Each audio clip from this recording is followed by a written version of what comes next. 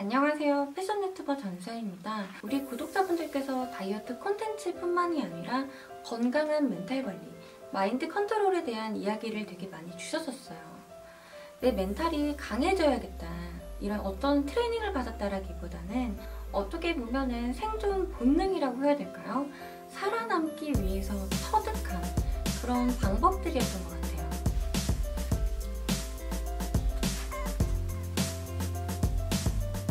이거는 제가 20살 때부터 써온 제 일기장이에요. 뭔가 좀 보려니까 좀 쑥스러운데?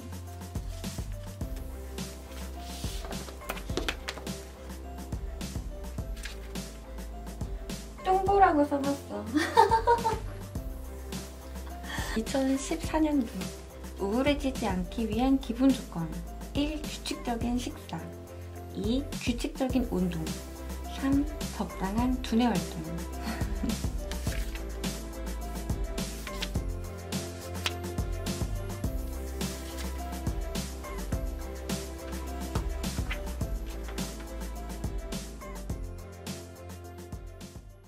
사실 저는 어렸을 때부터 되게 가난했어요. 보통 가난이라고 하면은 상대적으로도 많이 보시는 분들이 있는데, 예를 들어서 나보다 더 많이 가진 사람, 나보다 여유로운 사람, 이런 사람들을 보면서 상대적으로 나는 부족함을 느끼고 가난함을 느낀다. 뭐 이렇게 평가하시는 분들도 있겠지만 저는 그렇게 생각하지 않아요. 가난이라는 것은 분명한 결핍이거든요. 개인 위생용품을 사지 못할 정도의 사회적인 취약계층은 아니었지만 학교 다닐 때도 돈이 필요하잖아요. 네, 초등학교만 해도 어디 소풍을 가거나 현장학습을 가면은 비용이 좀 들어요. 그런 것들을 좀 충당하기 어려웠거든요. 고등학생이 되면은 고등학생도 학비를 내요. 분기마다 제 기억으로는 한 3, 40만 원 정도의 돈을 내는데, 또 그 돈도 들어가지, 문제집도 사야 되지, 또 급식비도 나가지, 이런 비용을 충당하는데 집안 형편이 굉장히 좀 어려웠었거든요. 대학생이 되니까 더 가난해진 거야. 이 돈 들어가는 스케일이 달라요. 학비만 해도 10배가 뛰어가지고 분기별로 3, 400이 들어가고, 또 지방에서 서울로 학교를 오면은 거처를 마련하게 돼요. 기숙사 또는 자취생활을 시작하게 되는데, 자취생도 등급이 나뉜다? 등급이라고 표현을 하는 건 좀 그렇지만 경제적인 이 여건에 따라가지고 이 생활이 달라요. 예를 들어서 고시원에서 시작하는 사람, 원룸에서 시작하는 사람, 오피스텔에서 시작하는 사람, 이렇게 좀 다른데, 저 같은 경우는 고시원에서 처음 시작을 하게 됐습니다. 당시에 이제 보증금 40만 원에 월세 40만 원 이렇게 해가지고 고시원에서 시작을 하게 됐는데, 이것도 되게 좋은 축에 속하는 고시원이었어요. 고시원도 또 나뉘어요. 예를 들어 뭐 화장실이 인사이드, 안에 같이 있는 방이 있고 공용으로 쓰는 이 고시원이 있거든요.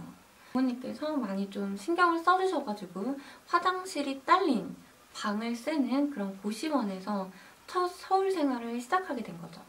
처음 부모님께 이제 용돈을 받았는데 10만 원을 받았어요. 당시에는 편의점 김밥 한 줄이 1,000원이었었거든요. 그래서 진짜 아껴 써야 되겠다. 그런 어린 마음에 되게 아껴 쓰려고 하고, 또 돈이 많이 일단 들어갔으니까 심리적으로도 좀 마음이 많이 불편하고 그런 상황이었는데, 학교에서 5만 원을 내라고 한 거야. 그 5만 원이면 내가 갖고 있는 전 재산 10만 원의 절반인데, 그 MT를 간다고 해가지고 5만 원을 내라고 했어요. 그 당시에는 제가 갓 새내기여가지고 어리버리 잘 몰라가지고 그냥 엄격결에 냈어요. 내 재산의 절반을 낸 거지. 근데 막상 가보니까 그 MT라는 게 그 별게 아니더라고요.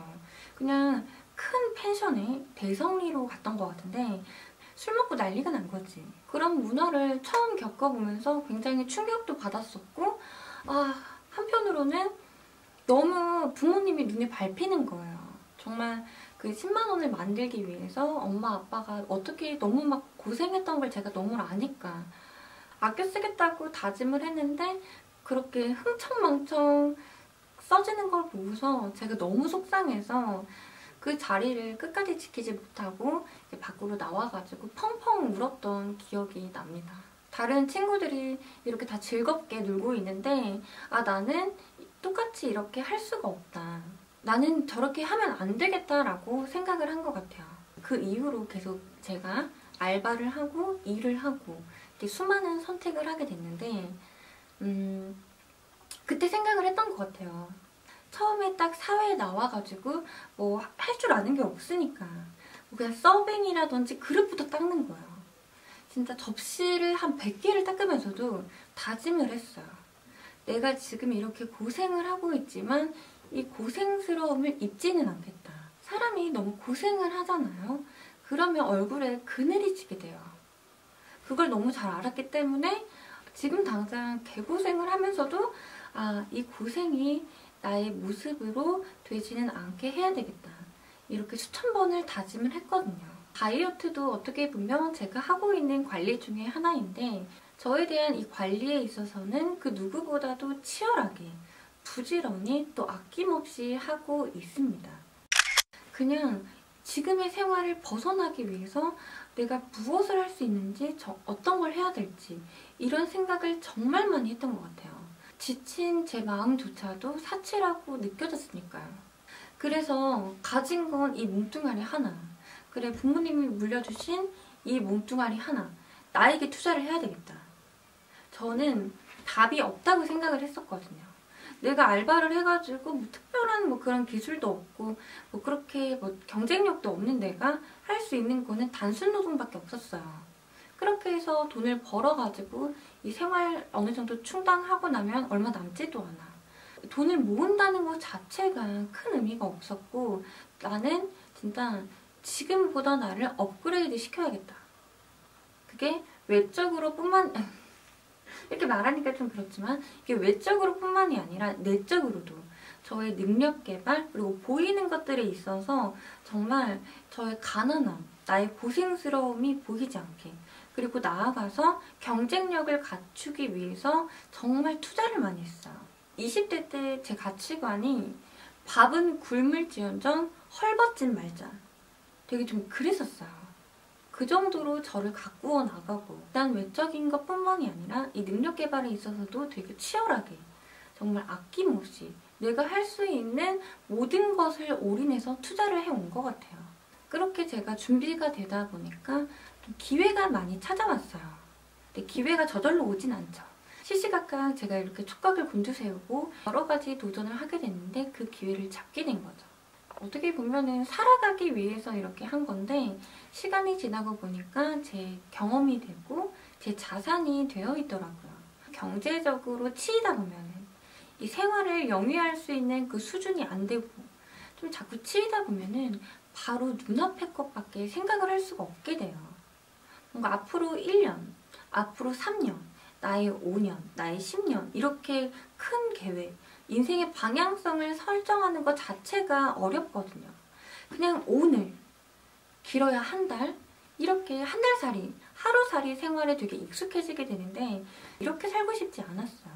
저에게 있어서는 되게 아낌없이 투자를 해왔고 그러다 보니까 여러 선택지들이 더 많이 놓이게 된 것 같아요. 제가 이런 이야기를 하는 거는 나처럼 살면 성공한다 뭐 이런 훈수를 놓으려고 하는 게 아니고 왜냐면 사람이 똑같은 방법으로 하더라도 처한 상황이 다르고 입장이 다르고 시대가 다르기 때문에 이 사람이 했던 방법이 지금 나에게 해서 그대로 통할 거라고는 할 수가 없는 거거든요.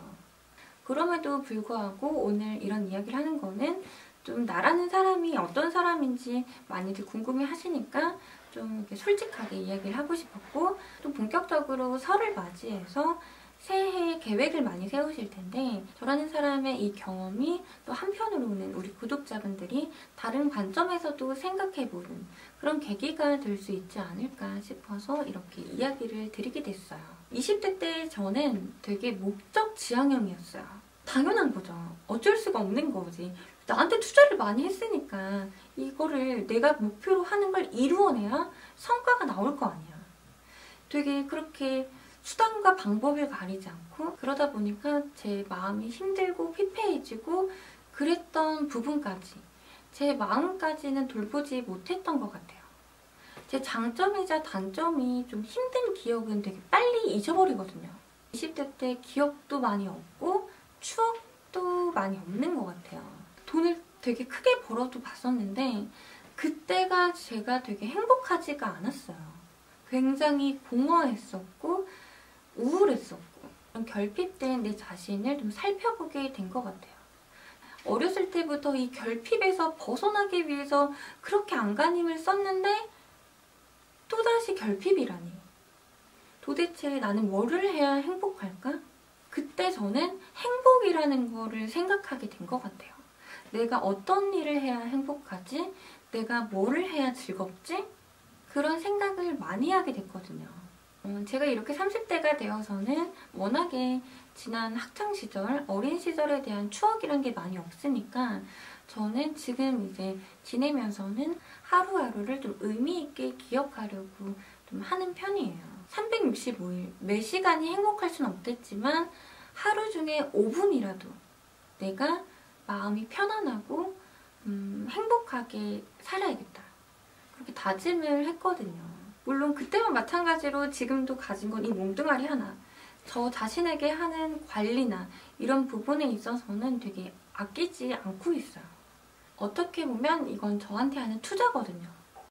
오늘의 이야기가 다소 좀 모르겠어요. 조금 걱정스럽긴 한데 재미가 있을까 싶기는 한데 이렇게 이야기를 드리는 거는 우리 구독자분들께서 많이 궁금해하셨었고 또 한편으로는 이렇게 우리가 소통하면서 하나의 소셜 네트워크 안에서 맺어가는 우리의 관계 안에서 나라는 사람이 어떤 사람인지를 어떤 생각을 가지고 나라는 사람이 이 어지러운 시대를 어떻게 살아가고 있는지 솔직하게 이야기를 해드리고 싶었어요. 물론 저의 모습이 부족한 점도 많겠지만 계속해서 성장하는, 성숙해 나가는 그런 과정을 우리 구독자분들에게 보여드리고 싶었어요. 왜 되게 친한 친구들끼리는 깊이 있는 이야기도 많이 하잖아요. 그런 좀 마음도 있었어요. 본격적으로 이번 설이 지나면 새해가 시작하게 되는데요. 우리 구독자분들 바라는 일, 준비하고 계신 분들 다 잘 되기를 가슴 깊이 기원하겠습니다. 모두 새해 복 많이 받으세요. 저는 다음번 영상에서 바로 또 찾아뵐게요.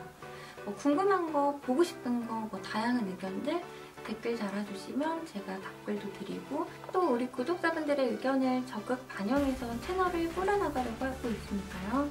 언제든지 편하게 소통해주시면 좋을 것 같아요. 그러면 다음번 영상에서 만나요.